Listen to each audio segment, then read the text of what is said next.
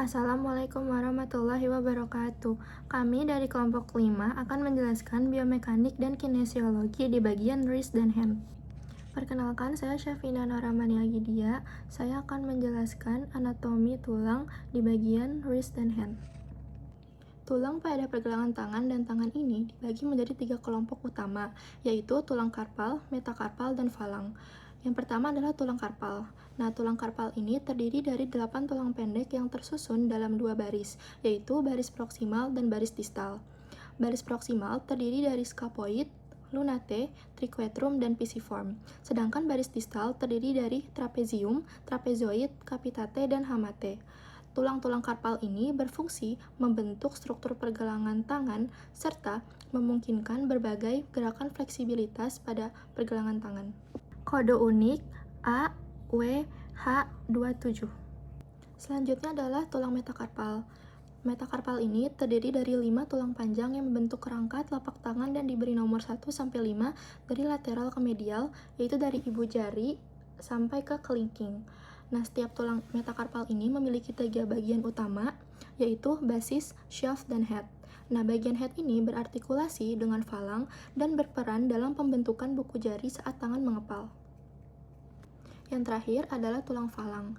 Jadi tulang falang ini merupakan tulang penyusun jari yang berjumlah 14 buah, di mana ibu jari hanya memiliki 2 falang, yaitu falang proksimal dan falang distal. Sedangkan jari yang lainnya ini memiliki 3 falang, yaitu proksimal, middle, dan distal. Nah, secara umum, tulang-tulang pada wrist dan hand berfungsi mendukung gerakan kompleks tangan seperti menggenggam, mencubit, dan memanipulasi objek secara presisi. Perkenalkan, nama saya Fidelia Amadel Gaisani. Hari ini saya akan menjelaskan otot-otot di bagian wrist and hand. Yang pertama ada otot di wrist, yaitu ada flexor dan extensor. Flexor itu fungsi utamanya fleksi wrist dan membantu deviasi. Yang pertama ada superficial layer, yaitu flexor carpi radialis atau FCR. Fungsinya itu fleksi radial deviation ke arah ibu jari. Selanjutnya ada flexor carpi ulnaris, fungsinya untuk fleksi dan ulnar deviation ke arah kelingking. Selanjutnya ada palmaris longus, fungsinya itu fleksi lemah dan menegangkan palmar fascia. Yang selanjutnya ada intermediate, ada flexor digitorum superficialis, fungsinya fleksi PIP jari dan membantu fleksi wrist. Selanjutnya ada deep layer, yang pertama ada flexor digitorum profundus atau fleksi DIP jari, dan flexor pollicis longus, yaitu fleksi ibu jari. Selanjutnya ada pronator quadratus, yaitu pronasi forearm, itu membantu stabilisasi wrist. Selanjutnya di bagian extensor atau posterior forearm, fungsinya untuk ekstensi wrist dan jari. Yang pertama ada superficial layer, ada extensor carpi radialis longus, fungsinya ekstensi dan radial deviasi. Dan selanjutnya ada extensor carpi radialis brevis, fungsinya itu ekstensi quad wrist. Lalu ada extensor carpi ulnaris, fungsinya ekstensi dan ulnar deviasi. Lalu selanjutnya ada extensor digitorum, fungsinya ekstensi jari. Dan terakhir ada extensor digiti minimi, fungsinya ekstensi jari kelingking. Selanjutnya ada di playernya, yaitu abductor pollicis longus, fungsinya untuk abduksi ibu jari. Dan yang kedua ada extensor pollicis brevis, fungsinya untuk ekstensi ibu jari. Yang ketiga ada extensor pollicis longus, fungsinya untuk ekstensi kuat ibu jari. Yang keempat ada extensor indicis, fungsinya untuk ekstensi jari telunjuk. Selanjutnya kita ke bagian otot hand. Yang pertama ada otot extrinsic, asalnya dari forearm dan masuk ke tangan. Fungsinya itu gerakan besar atau power grip. Contohnya ada FDS dan FDP untuk fleksi jari, extensor digitorum untuk ekstensi jari, FPL dan EPL untuk gerakan ibu jari. Selanjutnya ada otot intrinsik di bagian otot hand. Yang pertama ada tenar atau ibu jari. Sarafnya itu median nerve. Jenisnya ada abductor pollicis brevis, fungsinya untuk abduksi. Flexor pollicis brevis, fungsinya untuk fleksi. Opponens pollicis, fungsinya untuk oposisi. Yang kedua ada hipotenar atau kelingking. Sarafnya itu ulnar nerve. Contohnya ada abductor digiti minimi, fungsinya untuk abduksi. Flexor digiti minimi, fungsinya untuk fleksi. Dan opponens digiti minimi, itu untuk oposisi kecil. Yang ketiga ada lumbricals atau 4 otot. Fungsi uniknya itu untuk fleksi MCP joint dan ekstensi IP joint. Dan ini penting untuk gerakan halus, misalnya menulis. Yang keempat ada introsei, sarafnya itu ulnar nerve. Jenisnya ada dorsal interosei, itu untuk abduksi jari, dan palmar interosei, fungsinya untuk adduksi jari. Perkenalkan, saya Latifah Giska Levatonisa akan menjelaskan terkait osteokinematik dan artrokinematik pada wrist dan hand. Osteokinematik adalah gerakan yang timbul dari dua tulang atau gerakan fisiologis sendi dan berfokus pada bidang tertentu serta dapat ditinjau langsung oleh mata. Sedangkan artrokinematik adalah gerakan-gerakan kecil dan halus yang terjadi antara permukaan sendi saat tulang bergerak. Biasanya tidak dapat dilihat secara langsung oleh mata. Yang pertama ada sendi radio-ulnaris distal, yaitu sendi pivot yang menghubungkan antara kepala ulna distal dan incisura ulnaris radius. Osteokinematik pada sendi ini yaitu gerakan pronasi dan supinasi yang bergerak pada bidang transversal dan aksis longitudinal dengan rentang gerak pronasi sekitar 70-90 derajat dan supinasi sekitar 80-90 derajat. Artrokinematik pada sendi ini melibatkan incisura ulnaris yang berbentuk konkav dan kepala ulna distal yang bersifat konveks, sehingga berlaku prinsip konkav-konveks rule di mana gerakan roll dan glide terjadi secara searah. Selanjutnya ada sendi radiokarpal, yaitu sendi sinovial jenis kondyloid yang menghubungkan antara ujung distal radius dengan tulang karpal proksimal seperti scaphoideum, triquetrum, dan lunatum. Osteokinematik pada sendi ini melibatkan 4 gerakan, yaitu fleksi ekstensi dan deviasi radial dan ulnar. Pada gerakan fleksi ekstensi terjadi pada bidang sagital dan aksis frontal dengan rentang gerak fleksi 90 derajat dan ekstensi 70 derajat. Sedangkan deviasi radial dan ulnar terjadi pada bidang frontal dan aksis sagital dengan rentang gerak deviasi radial 25 derajat dan deviasi ulnar 30-45 derajat. Artrokinematik pada sendi ini melibatkan permukaan distal radius yang bersifat konkav dan tulang karpal proksimal seperti scaphoid dan lunatum yang bersifat konveks, sehingga prinsip yang berlaku adalah konveks-konkav dengan arah roll dan glide yang terjadi secara berlawanan. Selanjutnya ada sendi interkarpal, yaitu kumpulan sendi sinovial tipe planar yang menghubungkan antara tulang-tulang karpal dalam satu barisan maupun antar barisan karpal. Sendi ini tidak memiliki gerakan yang berdiri sendiri seperti sendi lainnya, namun gerakan yang terjadi merupakan bagian dari gerakan keseluruhan wrist, yaitu fleksi ekstensi dan deviasi radial dan ulnar. Sendi ini berkontribusi besar pada gerakan fleksi dan berperan dalam penyesuaian posisi karpal agar tangan dapat bergerak secara fleksibel pada gerakan deviasi radial dan ulnar. Pada permukaan sendi antar tulang karpal bersifat datar sehingga gerakan yang terjadi didominasi oleh gliding dengan sedikit rotasi. Saat fleksi, tulang karpal bergerak ke arah palmar, ekstensi, tulang karpal bergerak ke arah dorsal, deviasi radial, tulang karpal bergerak ke arah radial dengan glide ke arah ulnar, dan pada deviasi ulnar, tulang karpal bergerak ke arah ulnar dan glide ke arah radial. Selanjutnya ada sendi karpometakarpal 1 atau CMC1, yaitu sendi plana di pangkal jempol yang menghubungkan antara tulang trapezium dengan metakarpal pertama.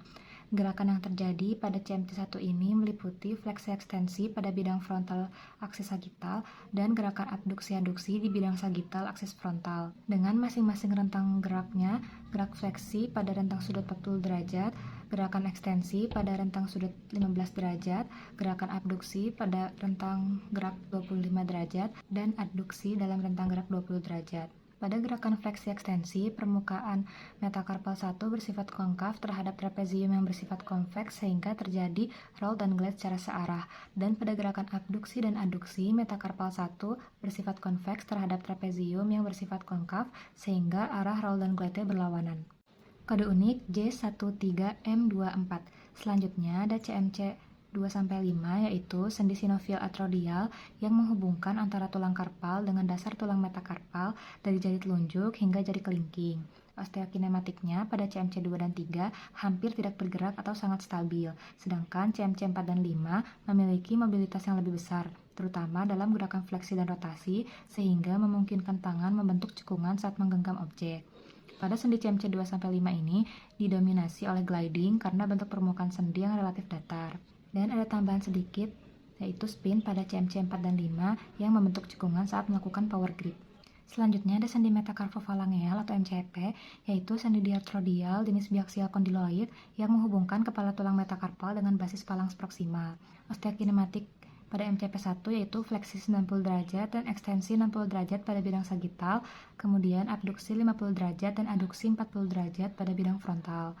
osteokinematik pada MCP 2-5 yaitu fleksi 90 derajat dan ekstensi 30 derajat pada bidang sagital, kemudian abduksi 25 derajat dan aduksi 20 derajat pada bidang frontal. Atrokinematik pada sendi ini yaitu kepala metakarpal yang bersifat konveks dan basis falanks proksimal yang bersifat konkav, sehingga prinsip yang berlaku adalah konkav on konveks dengan roll dan glide yang searah.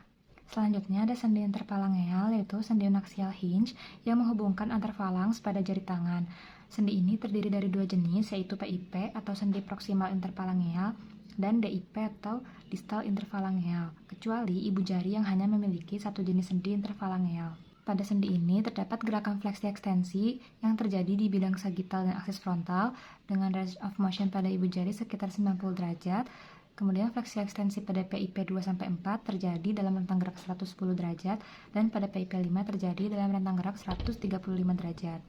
Kemudian pada DIP 2-5 terjadi fleksi ekstensi dengan rentang gerak 80-90 derajat. Artrokinematik pada sendi ini melibatkan kepala falangs yang konveks dan basis falang berikutnya yang bersifat konkav, sehingga dapat dilakukan prinsip konkav on konveks yaitu roll dan glide searah. Perkenalkan, saya Febrian Anggraini. Di sini saya akan menjelaskan tentang MLPP dan CPP sendi-sendi hand serta gerak aktif, pasif, dan isometrik. Pertama, MLPP dan CPP. MLPP adalah posisi sendi saat kapsul dan ligamen dalam kondisi rileks, sehingga sendi lebih longgar. Sedangkan CPP posisi sendi saat permukaan sendi menempel maksimal, dengan kapsul dan ligamen menegang. Pertama, sendi radio-ulnar distal. Pada sendi ini, MLPP berada di antara pronasi dan supinasi, jadi MLPP-nya itu gini. Sedangkan CPP-nya itu pronasi penuh. Selanjutnya, sendi radiokarpal. Pada sendi ini, MLPP berada pada sedikit fleksi dan deviasi ulnar. Sedangkan CPP-nya itu ekstensi penuh. Selanjutnya, sendi interkarpal dan midkarpal. MLPP-nya itu pada posisi netral. Terus CPP-nya itu ekstensi penuh. Selanjutnya, karpometakarpal 1. Pada sendi ini, MLPP abduksi dan sedikit fleksi. Abduksi, terus sedikit fleksi. Sedangkan CPP-nya itu pada oposisi penuh. Kode unik LF8Y2J. Terus selanjutnya karpometakarpal 2-4. MLPP-nya itu posisi netral juga. Ini. CPP-nya itu ekstensi. Ini. Selanjutnya metakarpophalangeal 1-5. Jadi MLPP-nya itu sedikit fleksi. Ini MLPP-nya. Sedangkan CPP-nya itu ekstensi penuh. Selanjutnya sendi interfalangeal, MLPP-nya itu sedikit fleksi. Ini. Sedangkan CPP-nya itu fleksi penuh. Selanjutnya gerak aktif, pasif, dan isometrik. Pertama, gerak aktif. Gerakan yang dilakukan oleh pasien sendiri dengan kontraksi otot untuk menilai kekuatan otot, koordinasi gerakan, dan luas gerak sendi atau ROM. Analisisnya, jika gerakan terbatas bisa karena otot lemah atau ada nyeri. Terus jika kanan kiri tidak sama bisa ada gangguan pada otot, sendi, atau saraf. Contoh gerakannya yang pertama fleksi wrist. Menekuk telapak tangan ke bawah, silakan tekuk telapak tangan ke bawah. Kedua, ekstensi wrist. Mengangkat telapak tangan ke atas, angkat telapak tangan ke atas. Ketiga, deviasi radial, menggerakkan tangan miring ke arah ibu jari. Yang keempat, deviasi ulnar, menggerakkan tangan miring ke arah jari kelingking. Yang kedua, gerak pasif. Gerak yang dilakukan terapis tanpa keterlibatan otot pasien untuk menilai fleksibilitas sendi, kekakuan atau kontraktur serta integritas struktur sendi. Analisisnya, jika gerak pasif normal tapi aktif terbatas, otot lemah. Jika keduanya terbatas, kemungkinan ada gangguan pada sendi atau jaringan lunak. Contoh gerakannya yang pertama fleksi dan ekstensi wrist pasif. Terapis menggerakkan pergelangan tangan pasien ke posisi fleksi dan ekstensi. Yang kedua, deviasi radial dan ulnaris pasif. Terapis menggerakkan pergelangan tangan pasien ke arah radial dan ulnaris. Yang ketiga, fleksi jari pasif. Terapis menekuk jari ke arah telapak tangan. Yang keempat, ekstensi jari pasif. Terapis meluruskan atau mengangkat jari ke atas. Selanjutnya, gerak isometrik. Kontraksi otot tanpa perubahan panjang otot dan tanpa pergerakan sendi untuk menilai kekuatan otot, mendeteksi jari saat kontraksi, dan menilai stabilitas sendi. Analisisnya, nyeri saat kontraksi itu kemungkinan cedera otot atau tendon, kelemahan tanpa nyeri itu kemungkinan gangguan saraf, nyeri dan kelemahan itu kemungkinan robekan otot atau tendon. Contoh gerakannya, yang pertama flexi wrist. Pasien menekuk pergelangan tangan ke bawah tapi ditahan oleh terapis. Silakan tepuk tangannya ke bawah. Yang kedua, ekstensi wrist. Pasien mengangkat pergelangan tangan ke atas tapi ditahan oleh terapis. Yang ketiga, deviasi radial. Pasien mencoba menggerakkan tangan ke arah ibu jari tapi ditahan oleh terapis. Yang keempat, deviasi ulnar. Pasien mencoba menggerakkan tangan ke arah kelingking tapi ditahan oleh terapis. Perkenalkan, nama saya Hasna Zaida. Saya akan menjelaskan posisi fungsional hand. Posisinya pergelangan tangan ekstensi 20-30 derajat dan sedikit deviasi ulnaris. Lalu kedua, digit 2-5 sendi MCP dalam fleksi 45 derajat, sendi PIP dan DIP dalam fleksi 15 derajat. Lalu ibu jari berada dalam posisi abduksi palmar 45 derajat. Seperti ini. Posisi ini berfungsi untuk menjaga keseimbangan otot, kekuatan genggaman, dan standar terapi. Selanjutnya, saraf pada tangan. Yang pertama ada saraf median. Saraf median berfungsi untuk mengontrol gerakan motorik halus yang dibutuhkan untuk menulis, mengancingkan baju, dan mengetik melalui persarafan otot-otot tenar serta lumbrical lateral. Saraf ini juga memiliki kemampuan diskriminasi taktil dan sensasi diskriminatif yang sangat baik, terutama pada ujung jari. Kode unik RJH99. Selanjutnya yang kedua adalah saraf ulnaris. Saraf ulnaris berfungsi untuk mengontrol kekuatan genggaman atau power grip dan motorik halus melalui persarafan otot-otot hipotenar, interosseus, adduktor pollicis, serta lumbrical medial, sekaligus menyediakan sensasi pada jari kelingking dan setengah medial jari manis. Saraf ini sangat penting untuk kekuatan tangan dan koordinasi jari. Lalu yang terakhir adalah saraf radialis. Saraf radialis berfungsi untuk menginervasi otot ekstensor pergelangan tangan dan jari untuk mempertahankan posisi ekstensi yang optimal saat genggaman, serta memberikan sensasi pelindung pada dorsum tangan, terutama di area jempol, telunjuk, jari tengah, dan sisi radial jari manis. Ketiga saraf ini bekerja secara terkoordinasi untuk memungkinkan tangan mengeksplorasi lingkungan dan melakukan tugas-tugas kompleks. Kerusakan pada salah satu saraf ini dapat menyebabkan gangguan fungsional spesifik seperti wrist drop atau cedera saraf radialis, claw hand, cedera pada saraf ulnaris, atau hand of benediction, yaitu cedera pada saraf median. Selanjutnya saya akan menjelaskan arch of hand. Yang itu ada 3. Yang pertama ada longitudinal arch, yaitu mendukung kemampuan penggenggam, kekuatan cengkraman, dan posisi fungsional jari-jari tangan. Berada di sini. Lalu yang kedua ada proximal transverse arch, yaitu memberikan dasar yang stabil pada pergelangan tangan agar pergerakan jari optimal dan kekuatan genggaman maksimal. Berada di sini. Lalu yang ketiga adalah distal transverse arch, yaitu memberikan fleksibilitas pada telapak tangan agar dapat mencekung seperti mangkuk untuk menyesuaikan bentuk dengan objek yang dipegang. Di sini, distal. Kode unik BKFH1. Selanjutnya, itu tangan manusia bekerja melalui 2 mekanisme utama, yaitu power grip dan precision pinch. Yang keduanya bertumpu pada posisi fungsional. Mekanisme power grip melibatkan seluruh telapak tangan dan jari-jari untuk menciptakan stabilitas dan kekuatan maksimal pada objek besar. Lalu sementara untuk precision pinch mengandalkan koordinasi antara ibu jari dan ujung jari tanpa melibatkan telapak tangan untuk memanipulasi objek kecil. Power grip meliputi clinical grip, yaitu seluruh jari melakukan fleksi, ibu jari melakukan adduksi dan fleksi untuk mengunci benda, contohnya memegang benda berbentuk tabung, seperti ini. Lalu yang kedua ada spherical grip, yaitu jari-jari dan ibu jari meregang atau abduksi untuk menyesuaikan dengan bentuk bulat objek, contohnya memegang bola tenis, seperti ini. Lalu yang ketiga ada hook grip, yaitu fleksi pada sendi PIP dan DIP, sendi MCP posisi netral atau ekstensi, ibu jari terselip di bawah telunjuk sebagai pengunci, contohnya memegang gagang atau mengepas, seperti ini. Lalu precision pinch meliputi yang pertama ada tip to tip pinch, yaitu ujung ibu jari bertemu dengan ujung jari telunjuk, contohnya mengambil benda sangat kecil seperti jarum. Lalu yang kedua adalah lateral pinch atau key pinch, yaitu bantalan ibu jari menekan objek ke arah sisi samping atau lateral jari telunjuk yang menekuk, seperti memegang kunci. Lalu yang ketiga ada three-jaw choke atau tripod pinch, yaitu objek yang dipegang oleh bantalan ibu jari, jari telunjuk, dan jari tengah seperti posisi C3. Contohnya memegang pena saat menulis.